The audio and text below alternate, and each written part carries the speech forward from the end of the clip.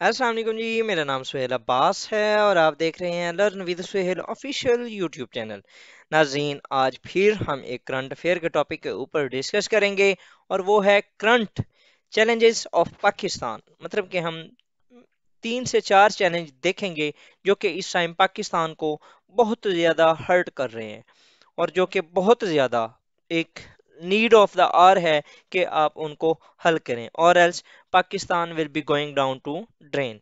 Sorry, ये थोड़ा सा जो ये लेक्चर होगा ये टुवर्ड्स एक जो होपलेस वाली कंडीशन है उस साइड पे लेके जाने वाला है। लेकिन हर चीज का दुनिया के अंदर कोई भी ऐसी चीज है, कोई भी मसला है तो अल्लाह ताला ने उसका हल लाजमी पहले बनाया होता है, फिर अल्लाह ताला वो जो मसला है या वो जो एक प्रॉब्लम है या वो जो एक आजमाइश है वो क्रिएट करता है।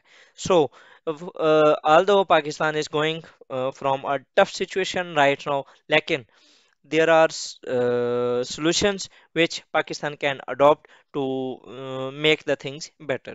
तो जस्ट 4 मेजर चैलेंजेस हैं जो इस टाइम पाकिस्तान फेस कर रहा है, बहुत ज़्यादा। तो उनको देखते हैं। सबसे पहले जी, पाकिस्तान का जो internal security challenges come when it's already facing political instability. सबसे बड़ा जो इस टाइम पाकिस्तान का चैलेंज है वो है पॉलिटिकल इंस्टेबिलिटी, ये चैलेंज नंबर 1।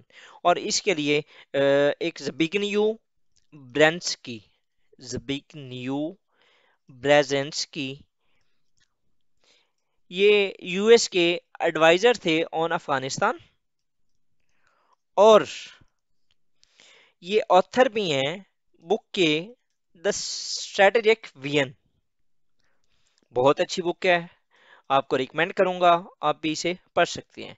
ज़बिग्नेव ब्रेजेंस की अपनी बुक द स्ट्रैटेजिक विजन, उसके अंदर जो पाकिस्तान वाला पोर्शन है उसके अंदर लिखते हैं कि political stability is one of the biggest challenge of Pakistan.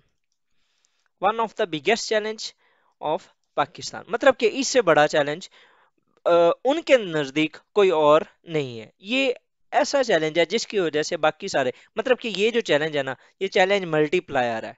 आप जिसको एक थ्रेट को थ्रेट मल्टीप्लायर कहते हैं ना, तो ये जो चैलेंज है हमारा पॉलिटिकल इंस्टेबिलिटी, ये एक थ्रेट मल्टीप्लायर ही कंसीडर कर लें। मतलब कि इसकी वजह से और बहुत से मसाइल हम फेस कर रहे हैं। ठीक है।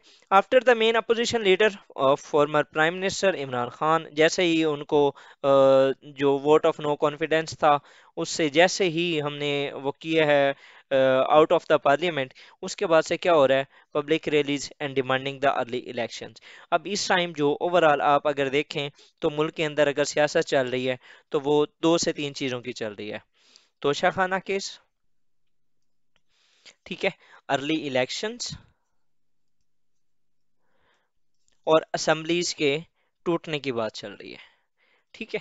इसके अलावा अगर आप देखें तो मुल्क के अंदर कोई भी प्रोडक्टिव जो डिस्कशन है उसके ऊपर कोई काम नहीं हो रहा। तो ये बेसिकली क्या हो रहा है, आपके मुल्क के अंदर वो जो पार्लियामेंट का तकद्दुस था उसको पामाल किया जा रहा है। पार्लियामेंट जिस काम के लिए बनी थी, जो नेशनल असेंबली का काम है, वो काम ही नहीं कर रही। जब लेजिस्लेशन ही नहीं हो रही, जो मुल्क के मसाइल हैं वो धरे के धरे पड़े हैं because of this political instability. जो दूसरा बड़ा मसला है वो है पाकिस्तान की क्रिपलिंग इकोनॉमिक कंडीशन। पाकिस्तान की जो सिचुएशन है, आप देख सकते हैं पाकिस्तान के जो रिजर्व्स हैं वो सिर्फ 6.7 बिलियन रह गए हैं।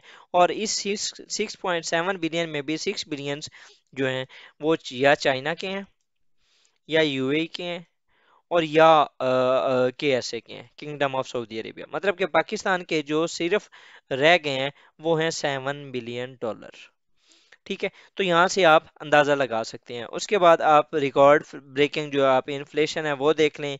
आप डिवैल्यू अपनी जो आपकी करेंसी हो रही है आप उसको देख सकते हैं।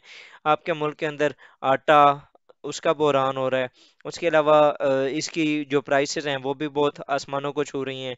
सब्जी के जो इश्यूज हैं वो भी चल रहे हैं। मतलब कि ना मल्टीपल चीज़ें हैं जिसकी वजह से ओवरऑल पाकिस्तान की जो इकॉनमी है, जो पाकिस्तान का इकोनॉमिक आप टेबल समझ लें या पाकिस्तान की जो इकोनॉमिक कंडीशन है इज नॉट गोइंग वेल। उसके बाद जो तीसरा सबसे बड़ा मसला है वो है रिहेबिलिएशन ऑफ जो फ्लड्स थे वो। पाकिस्तान के अंदर जो फ्लड्स आए हैं उनकी वजह से तकरीबन एस्टिमेटेड है 30 to 40 बिलियन डॉलर का नुकसान हुआ है। ठीक है, अब ये 30 से 40, हम $1 बिलियन के लिए पता नहीं क्या कुछ कर रहे हैं आईएमएफ के साथ। ठीक है, और ये जो हमें ये नुकसान हुआ है इसकी रिहेबिलिएशन किस तरह होनी है और किसने करनी है, कैसे होनी है, ये कौन सोचेगा, ये भी कोई आइडिया नहीं है। ठीक है, ये एक जो थर्ड मेजर चैलेंज है, और वो जो लोग इस टाइम सिंध, बलूचिस्तान के अंदर, साउथ पंजाब के अंदर, वो जो सारे लोग हैं वो जिस तरीके से सफर कर रहे हैं, मतलब कि वो जो अपनी सर्दियां हैं जिस तरीके से गुजार रहे हैं, ये वही जानते हैं या अल्लाह बेहतर जानता है। ठीक है, तो ये भी एक हमारा जो तीसरा मेजर इशू है वो है हमारे ये जो इस चीज को किस तरह हमने रिकवर करना है। और जो हमारा चौथा बड़ा इशू है वो है हमारी टेररिज्म। अगर इसकी मैं एक एग्जांपल दूं, वो ये है कि संडे 25 दिसंबर क्रिसमस वाले दिन, या अगर आप इसको कायदे आज़म की बर्थ एनिवर्सरी भी कह सकते हैं, तो सा at least 9 attacks in the Restraive South province of Balochistan, killing at least 6 security personnel. Two of those attacks have so far been claimed by TTP, an armed group also known as Pakistan Taliban ideology affinity with the Afghanistan Taliban. जो ये resurgence of terror है, again क्या Pakistan is going to again become a terror state? ठीक है, ये भी एक major मसला जो है वो क्रिएट हो रहा है, और भी बहुत से मसाइल होंगे, लेकिन इन माय ओपिनियन जो सबसे पहला था वो पॉलिटिकल इंस्टेबिलिटी, दूसरा पाकिस्तान की क्रिपलिंग इकोनॉमी, तीसरा पाकिस्तान के जो फ्लड्स हैं, और चौथा पाकिस्तान के अंदर रिसर्च ऑफ टेरर।